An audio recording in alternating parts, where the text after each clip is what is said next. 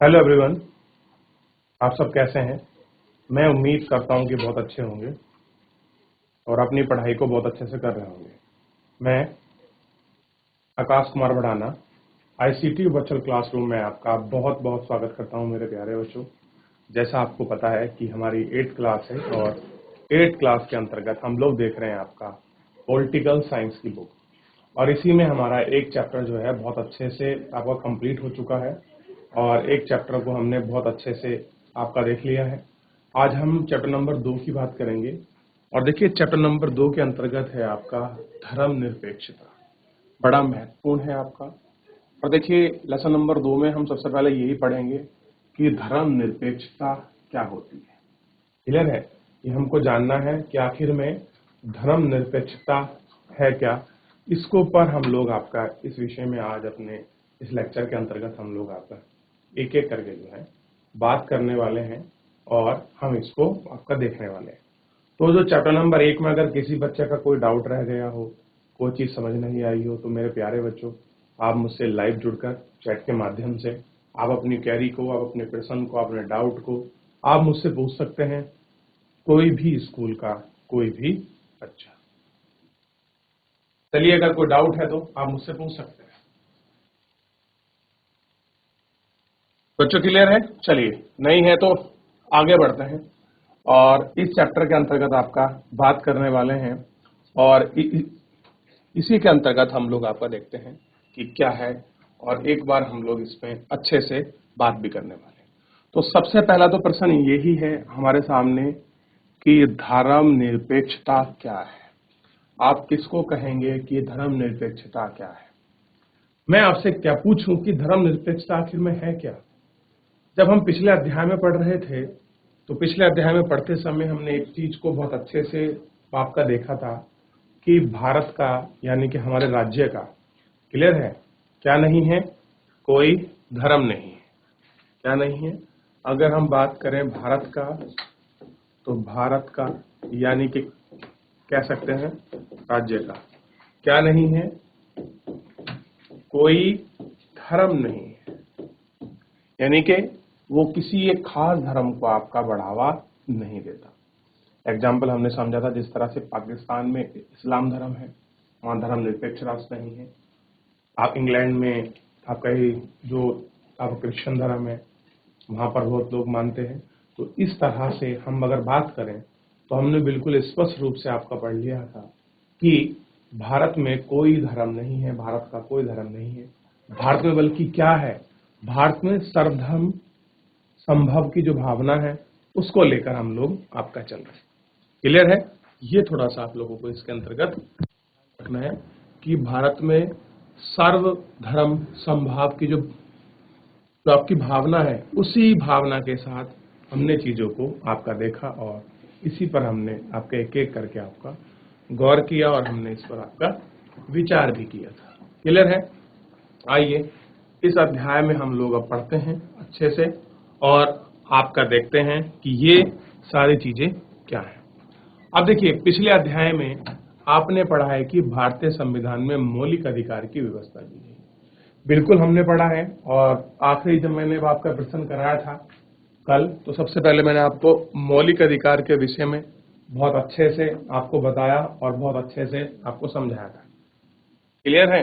और एक एक चीज की मैंने बताया कि भारतीय संविधान में आपका किन किन चीजों की आपका व्यवस्था की गई है ये हमको देखना है और भारतीय संविधान में किस तरह से मौलिक अधिकार दिए गए हैं और मौलिक अधिकार का महत्व क्या है। इन सभी महत्व को हमने इसके अंतर्गत जानने की कोशिश की। क्लियर है? फिर इसी के साथ हम लोग बहुत सारी चीजों को इसमें आपका देख रहे थे। अब देखिए ये अधिकार न केवल राज्य सत्ता से हमें बचाते हैं बल्कि बहुमत की निरंकुशता से भी क्या करते हैं, हमारी रक्षा करते हैं। अब देखिए राज्य से बचाने का क्या मतलब है। क्या राज्य से आदमी का कोई डर है या राज्य का मतलब आपका देश से नहीं है। अब यहाँ आप देखिए चाहे तो समझ सकते हैं लेकिन यहाँ स्टेट की बात अगर हम करें, हम देश की बात करें, देखिए यहाँ राज्य सत्ता का मतलब है कि मान लीजिए कोई पॉलिटिकल पार्टी आपके जो हित हैं, जो आपके मौलिक अधिकार हैं, जो आपके राइट्स हैं, उन पर वो आपका जबरदस्ती जो है आपको नहीं थोप सकती। क्या नहीं कर सकती? वो आप पर जबरदस्ती कुछ ऐसी चीजें हैं जिनको वो आपका नहीं थोप सकती। ये आपको याद रखना है। क्लियर है? एग्जाम्पल के रूप में आप लोग समझिए कि अगर मान लीजिए कि किसी राजनीतिक सत्ता दल की अगर आपका सरकार बनती है और वो आपके मनमानी आधार पर ये कह देते हैं कि शाम को महिलाएं नहीं निकलेंगी, 6 बजे के बाद केवल आपके पुरुष ही निकलेंगे, तो इस तरह की निरंकुशता से बचने के लिए हमें क्या करना होगा? हमारे पास जो मौलिक अधिकार है उनका हम लोग प्रयोग कर सकते हैं। और निरंकुशता का मतलब है, अगर मान लीजिए बहुमत बन भी गया, सब कुछ है उनके पास, फिर भी हमारे पास एक रास्ता बच रहा है, वो है उच्चतम न्यायालय जाने का। क्या बचता है बच्चों? इसमें दो ऑप्शन हमको खुल जाते हैं। एक खुलता है हाई कोर्ट का और एक खुलता है सुप्रीम कोर्ट का। दो ऑप्शन हमारे पास खुल जाते हैं। भारतीय संविधान को अपने धार्मिक विश्वास और तौर तरीकों को अपनाने की पूरी छूट देता है। सबसे बड़ी बात है कि ये जो हमको राइट्स मिले हैं, ये जो अधिकार मिले हैं, और किसने दिए ये अधिकार? ये अधिकार दिए हमको भारतीय संविधान ने। तो भारतीय संविधान हमको पूरी छूट देता है, अच्छी तरह से हमको सब चीज पता है कि हमारे संविधान ने हमें ये दिया कि हम धार्मिक किस तरह से अपने धर्म को मान सकते हैं, किस तरह से हम उसकी पूजा करें, क्या उसके तौर तरीके होंगे, इन सभी को हम लोग अच्छी तरह से मान सकते हैं। ये हमारे ऊपर डिपेंड करता है। इसके लिए हमें कोई व्यक्ति, कोई संस्था, कोई ऐसी चीज हमको बाध्य नहीं कर सकती कि आप ये नहीं कर सकते। हम उसके लिए स्वतंत्र हैं।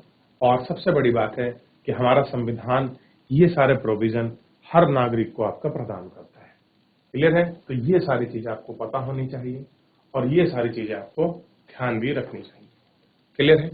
आगे देखिए, सबके लिए समान धार्मिक स्वतंत्रता के इस विचार को ध्यान में रखते हुए भारतीय राज्य ने धर्म और राज्य की शक्ति को एक दूसरे से अलग रखने की रणनीति अपनाई है। अब देखिए, हमने क्या करा है कि हम आपका सबके लिए समान स्वतंत्रता रखेंगे। ऐसा नहीं है केवल एक ही धर्म को स्वतंत्रता है, किसी एक ही पंथ को स्वतंत्रता है, किसी वर्ग विशेष को स्वतंत्रता है, या किसी वर्ग समुदाय को स्वतंत्रता नहीं। हमने सबके लिए रखी है और इस विचार को हमने ध्यान में रखा है कि भारतीय राज्य ने धर्म और राज्य की शक्ति को दूसरे से अलग रखा है, कि धर्म को बिल्कुल सेपरेट बनाया है। वो अपने उसको मान सकते हैं, आचार विचार आचरण कर सकते हैं, जैसा कल हमने मौलिक अधिकारों के अंतर्गत आपका देखा। राज्य की जो शक्ति है वो उसको बिल्कुल सेपरेट रखा गया है कि वो आपका किस तरह से काम कर सकती है। धर्म को राज्य से अलग रखने की इस अवधारणा को हमने क्या कहा है? निरपेक्षता कहा है। क्यों कहा है? क्योंकि राज्य का कोई धर्म नहीं है। क्या नहीं है बच्चों? लिख देता हूं, राज्य ऑब्लिक देश का कोई धर्म नहीं। ठीक, इसलिए क्या है? धर्म निरपेक्ष, किसी धर्म का भी पक्ष न लेते हुए चीजों को बिल्कुल साफ रखा गया है। हर चीजों का क्या बताइए, क्या भारत में कोई एक धर्म है, कोई हिंदू धर्म है, कोई मुस्लिम धर्म है, कोई सिख है, कोई क्रिश्चियन है, कोई जैन है, कोई फारसी है, तो अलग अलग धर्म समुदाय पंथ है। तो हमारे यहाँ सबको मानने की बिल्कुल साफ स्वतंत्रता है। ऐसा नहीं है कि केवल एक धर्म विशेष को ही आपका हम लोग बढ़ावा दे रहे हैं, तो ऐसा नहीं है। ये आपको इसमें ध्यान रखना है मेरे प्यारे बच्चों। क्लियर है? तो इतना आपको याद रहना चाहिए। ठीक है, आगे देखिए। आगे हम लोग इसके अंतर्गत आपका देख रहे हैं कि धर्म को राज्य से अलग रखना क्यों महत्वपूर्ण है। अब कह रहे कि अगर हम चाहते हैं कि धर्म को राज्य से अलग रखा जाए तो उसके पीछे क्या कारण है और क्यों हम लोग इस तरह की चीजों को सोच रहे हैं और क्यों हम इनको रखना चाहते हैं। ठीक है, ये हमको बताइए। ठीक, ध्यान दीजिए। जैसा कि पिछली चर्चा की गई है कि ये धर्मनिरपेक्षता का सबसे महत्वपूर्ण पहलू है, धर्म को राज सत्ता से अलग करना। तो सबसे पहला क्या पहलू है? धर्मनिरपेक्षता। और इम्पोर्टेंट क्या है कि इसके अंतर्गत हम लोग क्या करेंगे? धर्म को आपका हम लोग अपनी जो हमारा राज सत्ता है हम उससे कैसा रखेंगे, अलग रखेंगे, बिल्कुल अपना सेपरेट रखेंगे। ठीक है, ये आपको ध्यान रखना। एक लोकतांत्रिक देश यह बहुत जरूरी है, और कह रहे हैं कि किसी भी एक लोकतांत्रिक देश के लिए कैसा है, बहुत जरूरी है। दुनिया के करीबन सारे देश में एक से ज्यादा धार्मिक लोग साथ साथ रहते हैं। जाहिर है हर देश में एक धर्म के लोगों की संख्या ज्यादा होती है, और कह रहे हैं कि जितने भी आप देश देखेंगे उनमें ऐसा नहीं है कि केवल एक ही धर्म को आपका मानने वाले लोग हों, नहीं, हर देश में अलग अलग धर्म को आपका मानने वाले लोग होते हैं। बस अंतर ही हो सकता है कि वो किसी धर्म के या पार्टिकुलर किसी खास समुदाय की संख्या कम या ज्यादा आपकी हो सकती है, और ये आपको देखने के लिए मिलेगा। देखिए हर देश का जो डाटा है धार्मिक आधार पर वो कैसा है, अलग अलग है। कहीं पर आप देखेंगे कि जो आपका जो ईसाई हैं उनकी संख्या बहुत ज्यादा है, कहीं पर आपको जो मुस्लिम हैं आपको उनकी संख्या बहुत ज्यादा मिलेगी, कहीं पर आपको जो फारसी हैं उनकी संख्या बहुत ज्यादा मिलेगी, कहीं पर आपको बौद्ध जो आपका मतावलंबी हैं उनकी संख्या अधिक मिलेगी, कहीं पर आपको जैन मिलेंगे, कहीं पर आपको हिंदू मिलेंगे, कहीं पर आपको सिख मिलेंगे। तो हर जगह क्या है, अलग अलग क्या है, आपका देशों में क्या है, धर्म की लोगों की संख्या अलग है। क्लियर है? ऐसी स्थिति कुछ हमारे देश में है। हमारे देश में आप देखोगे तो जो हिंदू संस्कृति है उसके लोगों की संख्या कैसी है, औरों की तुलना में बहुत अधिक है। क्लियर है? ये हमको इसमें देखना था। तो फिलहाल जितना हमने पढ़ा है, आप मुझे बताइए मेरे प्यारे बच्चों, क्या कोई डाउट है इसमें आपको, या कोई चीज आपको समझ नहीं आ रही है तो आप मुझसे पूछ सकते हैं। अभी तक जितना हमने पढ़ा है, मेरे कोई भी स्कूल का कोई भी बच्चा अगर कोई चीज आपको समझ नहीं आ रही आप मुझसे पूछिए, 30 सेकंड है आपके पास, आप पूछ सकते हैं मुझसे। देख ले मेरे प्यारे बच्चों, चलिए आगे। अब आगे देखते हैं, अगर बहुमत वाले धर्म के लोग राज्य सत्ता में पहुंच जाए तो उनका समूह दूसरे धर्म के खिलाफ भेदभाव करने और उन्हें परेशान करने के लिए सत्ता और राज्य के आर्थिक संसाधनों का इस्तेमाल कर सकता है। देखिए चीज बहुत अच्छी लिखी है कि अगर क्या हो, बहुमत वाले धर्म के लोग क्या हो जाए, लोग सत्ता में पहुंच जाए। मान लीजिए किसी भी एक धर्म विशेष के व्यक्ति का क्या हो गया, किसी राज्य पर, उसकी राजनीतिक सत्ता पर उसका कब्जा हो गया।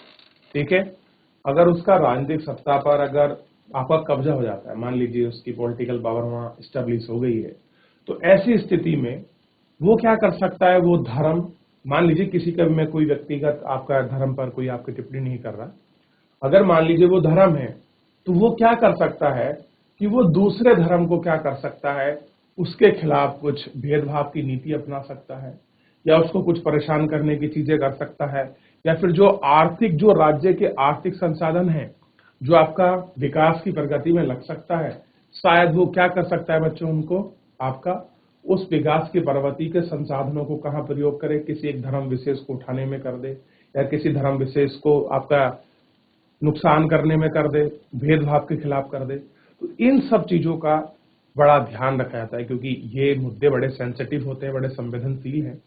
तो इन सब चीजों को हमारे यहाँ बहुत ही बारीकी से उनको रखा गया है। ठीक, बहुमत की इस निरंकुशता के चलते धार्मिक अल्पसंख्यकों के साथ भेदभाव हो सकता है। अब एक शब्द आया है बच्चों इसमें, अल्पसंख्यकों, यानी कि जिस समुदाय की या जिस धर्म की लोगों की संख्या दूसरे की तुलना में कम हो तो उसको बोलते हैं अल्पसंख्यक। अल्प माने होता है कम, संख्यक माने होती है संख्या, यानी कि किसी धर्म वर्ग विशेष समुदाय की तुलना में दूसरे वर्ग समुदाय विशेष संख्या की क्या हो, संख्या कम हो तो हम क्या कह देंगे, उसको अल्पसंख्यक कह देंगे। तो ये कह रहे हैं कि ऐसे में क्या हो सकता है कि उनके साथ निरंकुशता आ सकती है, वो राजनीतिक जो सत्ता है उसका दुरुपयोग कर सकते हैं, और जो अल्पसंख्यक लोग हैं उनके साथ क्या हो सकता है, जो भेदभाव की नीति है वो आपका हो सकती है। तो इस तरह की चीजें जो हैं वो हमको बताई जा रही है और हम उनको समझ रहे हैं। उनके साथ जोर जबरदस्ती हो सकती है, यानी कि फोर्सफुल कोई चीजें शायद उनके साथ हो जाए, यहाँ तक कि कई बार उनकी हत्या भी कर दी जाती है।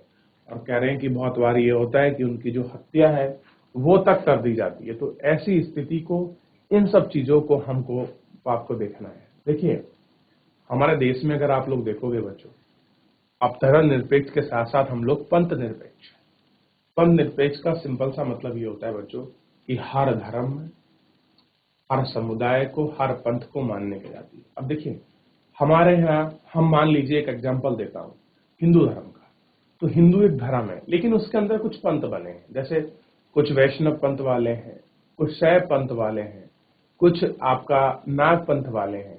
तो सबके अलग अलग पंथ हैं, सबकी पूजा पत्ती मानने का तरीका अलग है, सबके विश्वास अलग हैं। ठीक, तो इस तरह से हमारे यहाँ हर धर्म, हर पंथ को, हर समुदाय को अपने धार्मिक भावनाओं को, अपने धार्मिक विश्वास को, अपने पूजा पाठ को करने मनाने की पूर्ण स्वतंत्रता है। उसमें कोई राज्य, चाहे कोई सरकार ही क्यों ना हो, वो उसका इंटरफेयर नहीं कर सकता। क्लियर है? ये ध्यान रखना है। लेकिन कुछ ऐसी चीजें हैं जिन पर आपका राज्य सरकार इस तरह पर धार्मिक चीजों पर आपका पाबंदी लगा सकती है, लेकिन वो चीजें बहुत अलग है। उनको हम बाद में भी आपको चर्चा करेंगे। मान लीजिए कोई राष्ट्रीय महत्व का अगर मुद्दा आता है, या कोई राष्ट्र की अखंडता पर कोई खतरा बन जाता है, ये सब चीजें उस समय की स्थिति की है। तो इनको ध्यान रखना है, इनको पढ़ना है। और ये चीजें आप लोगों को बहुत बार समाचार पत्रों में, न्यूज की हेडलाइन में, आपके टीवी डिबेट में आपको मिल सकता है। इनको ध्यान रखिए एक एक करके। अब देखिए, आगे बढ़ते हैं। बहुमत चाहे तो अल्पसंख्यकों को उनके धर्म के अनुसार जीने से रोक सकता है। अब देखिए, बहुमत अगर किसी का है तो क्या कर सकता है? जिस तरह से वो अपने धर्म को मानते हैं, जिस तरह से जीते हैं, उसको रोक सकता है। धर्म के आधार पर किसी तरह का भेदभाव उनके अधिकारों का उल्लंघन है। अगर आप किसी व्यक्ति के साथ धर्म के खिलाफ, धर्म के आधार पर आप लोग क्या करते हैं, धर्म के आधार पर अगर आप उनके साथ भेदभाव करते हैं, तो ये भेदभाव करने से क्या होगा, जो उनके अधिकार हैं, उनके अधिकारों का क्या होगा, उल्लंघन होगा। ध्यान रखिए, क्या होगा, उल्लंघन होगा। जो एक लोकतांत्रिक समाज किसी भी धर्म को मानने वाले अपने प्रत्येक नागरिकों को प्रदान करता है। क्या करता है? अपने प्रत्येक नागरिकों को आपका प्रदान करता है। लिहाजा बहुमत की निरंकुशता और उसके परिणाम आधार पर मौलिक अधिकारों का हनन वह अहम कारणों से, चाहे चलते लोकतांत्रिक समाज में राज्य और धर्म को अलग अलग आपका रखना इतना महत्वपूर्ण माना जाता है। और कह रहे हैं कि इन सबको अलग रखना जो है आपका बहुत महत्वपूर्ण जो है आपका माना जाता है, कि हम इनको कैसे एक साथ रख सकते हैं, कैसे इनको देख सकते हैं। इन सब चीजों को बड़ा ही महत्वपूर्ण जो है आपका माना जाता है। ठीक है, ये आपको ध्यान रखना है। ठीक है, आगे देखते हैं।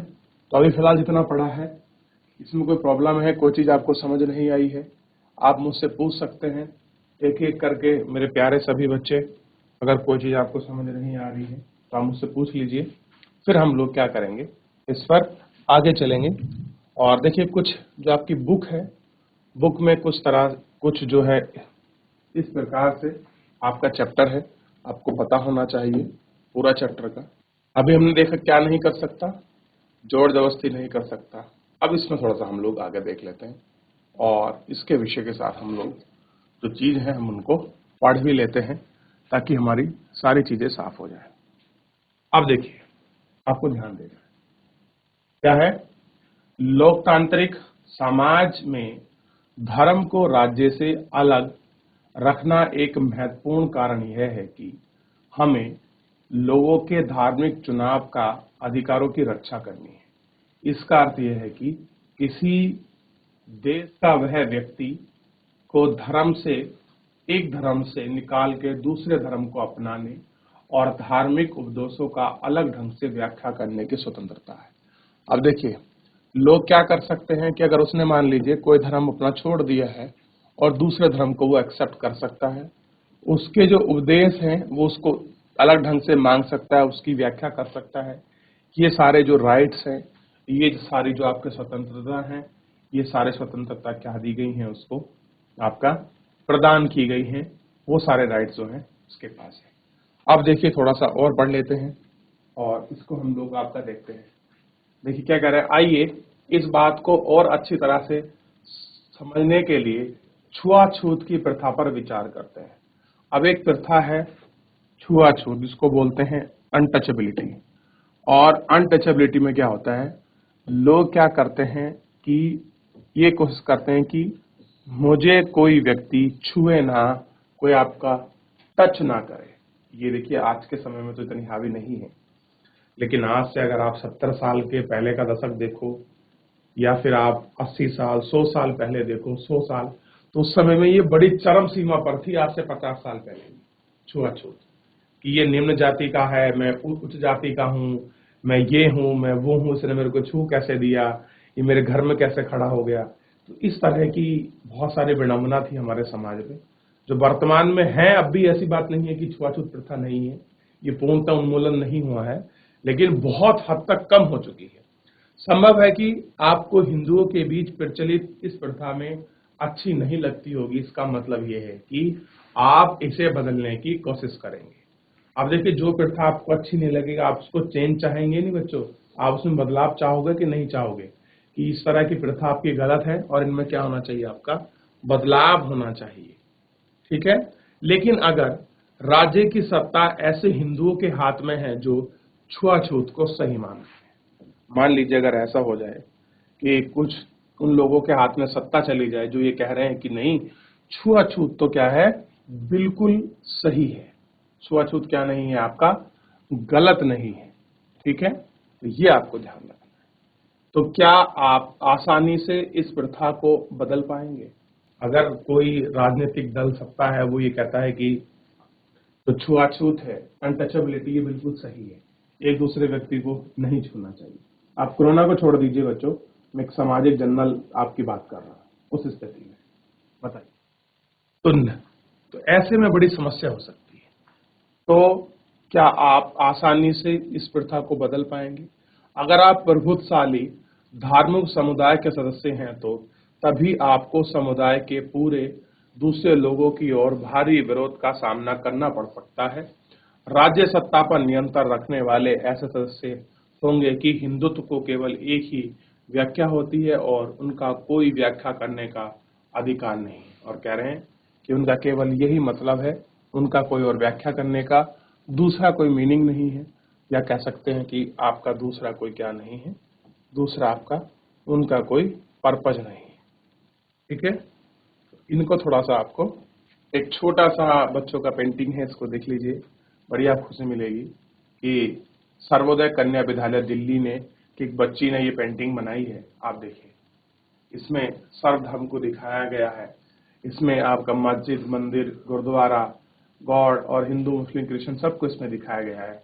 आप इसको एक बार अच्छे से देखिए, फिर आगे बढ़ते हैं और इसमें जो महत्वपूर्ण चीजें हैं, उन महत्वपूर्ण चीजों को भी हम लोग आपका सीखने का जो है प्रयास करते हैं। देखिए, धर्म निरपेक्षता क्या है? भारतीय संविधान में कहा गया है कि भारतीय राज्य धर्मनिरपेक्ष होगा।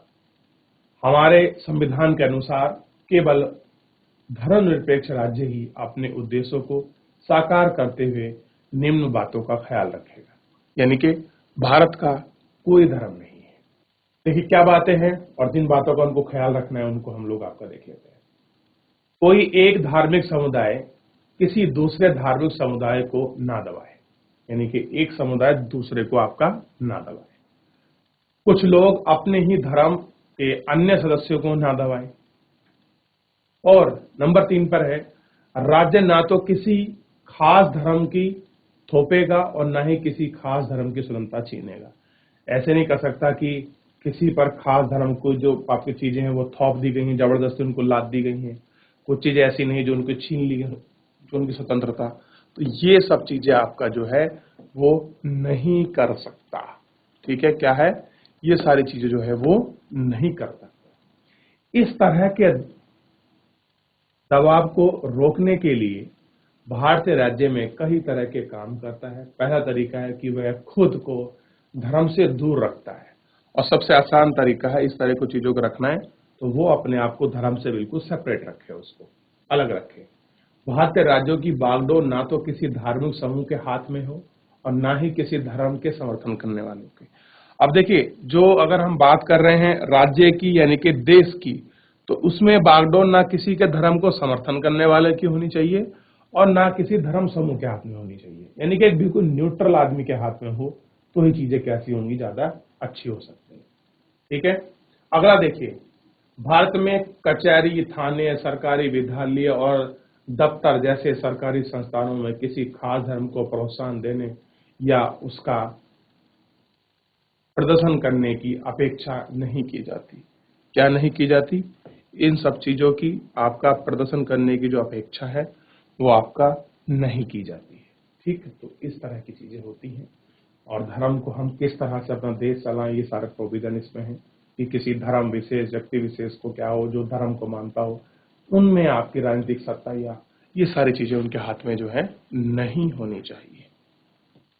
ठीक है, ये हमको देखना है और इसी पर हम लोगों को जो है एक एक करके जो था बात भी हम लोगों को आपका करनी चाहिए थी। अब देखिए, ये हम देख चुके हैं अभी। ठीक है, अब देखिए, सबसे पहले इस इमेज को पढ़िए। कौन बच्चा पढ़ेगा इस इमेज को, बताइए मेरे प्यारे बच्चों। तो सीमापुर सरकारी स्कूल के अध्यापक एक धार्मिक त्योहार मनाना चाहते हैं। क्या करना चाहते हैं? एक धार्मिक त्योहार है, फेस्टिवल है, उसको मनाना चाहते हैं। सर, अगले महीने एक बहुत बड़ा त्योहार आ रहा है, हमने कभी स्कूल में त्योहार नहीं मनाया, क्या इस साल मनाएंगे? अब देखिए, जनरल बात है, पूछ रहे हैं बच्चे, क्या सर हम इस साल अपने यहाँ हमने आज तक कोई त्योहार नहीं मनाया, हमने कोई फेस्टिवल नहीं मनाया, क्या हम लोग कोई त्योहार या फेस्टिवल आपका मना सकते हैं? देखिए, अब क्या है, नहीं रेखा, ऐसा नहीं हो सकता। हमारा स्कूल सरकारी स्कूल है, हम किसी धर्म को महत्व नहीं दे सकते। यह समझने की कोशिश करिएगा। क्या कह रहे हैं कि हम किसी धर्म को आपका महत्व जो है नहीं दे सकते, ये आपकी बुक में मिलेगा।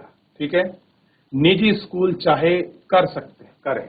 अब कह रहे हैं जो आपके प्राइवेट स्कूल है, निजी का मतलब होता है प्राइवेट, वो क्या कर सकते हैं, वो ऐसे काम कर सकते हैं। सरकारी स्कूल अपनी चार दीवारी के भीतर कोई धार्मिक उत्सव आयोजित नहीं करते। अब जो गवर्नमेंट स्कूल है वो नहीं करते। गवर्नमेंट क्यों नहीं करते? अभी हम पढ़ रहे हैं कि सरकार यानी कि राज्य, और राज्य का क्या नहीं है, कोई धर्म नहीं है। क्या नहीं है? कोई धर्म नहीं। ठीक, आगे देखिए आप लोग।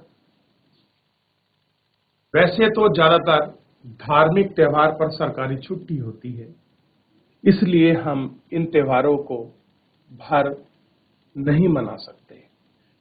ठीक, मैंने इस दृष्टि से कभी सोचा नहीं था कि मुझे लगता था कि स्कूल के बाहर हम कभी यह त्योहार मना सकते हैं।